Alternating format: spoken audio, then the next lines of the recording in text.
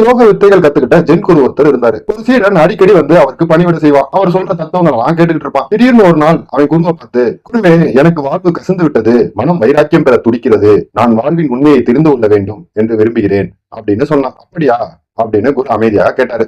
நான் துறவியாக போக விரும்புகிறேன் அப்படின்னு அந்த சீடன் சொன்னான். சீடனே மேலும், நான் துறவியாக வேண்டும் என்று ஆசைப்படுகிறேன், ஆனால் என் வீட்டில் உள்ளவர்கள் அதற்கு விடமாட்டார்கள் என்றுதான் பயப்படுகிறேன் அப்படின்னு வருத்தத்தோடு சொன்னான். ஏன் அப்படின்னு குரு கேட்டாரு. அவர்களுக்கு என் மீது அளவில்லா பாசம், கொள்ளை அன்பு, என்னை பிரிந்து அவர்களால் இருக்க முடியாது அப்படின்னு கொஞ்சம் கர்வத்தோடயே சொன்னான். அதை சோதித்து பார்க்கிறாயா அப்படின்னு குரு நிதானமா கேட்டாரு. சீடனும் அதுக்கு சம்மதிச்சான். குரு அவனுக்கு செத்தது போல் கிடக்கும் ஒரு யோக வித்தையை கற்றுக் கொடுத்தார். வீட்டிற்கு போய் அதை பிரயோகிக்குமாறு சொன்னார். மறுநாள் அவன் வீட்டுல செத்தது போல கிடந்தான். அந்த செய்தியை கேட்டு அவனோட உறவினர்கள், நண்பர்கள் எல்லோருமே அவங்க கூட்டிட்டாங்க. வீட்டோட அலுவலர் தெரு முழுவதும் கேட்டுச்சு. குருவும் அந்த வீட்டுக்கு வந்தாரு. அங்க இருந்தவங்களை பார்த்து, இவனுக்கு பதிலாக உங்களில் யாராவது ஒரு உயிரை தர முன்வந்தால் இப்பொழுது இவனை உயிர்ப்பிக்க என்னால் முடியும் அப்படின்னு சொன்னாரு. அதை கேட்டு எல்லாரும் பின்னாங்க. நாங்க வாழ்றதுக்கு என்ன அவசியம் அப்படின்றத பத்தி ஒவ்வொருத்தரும் பலவிதமான காரணங்களை கூறி அந்த குருக்கு விளக்கினாங்க. கடைசியில் அவனோட மனைவி உரத்த குரலில், அவருக்கு பதில் யாரும் சாக வேண்டாம், அவர் இல்லாமலேயே நாங்கள் காலத்தை கழிப்போம் அப்படின்னு சொன்னான். யாருக்காகவும் யாரும் காத்திருப்பதில்லை, எவருக்காகவும் காலம் நின்று விடுவதில்லை.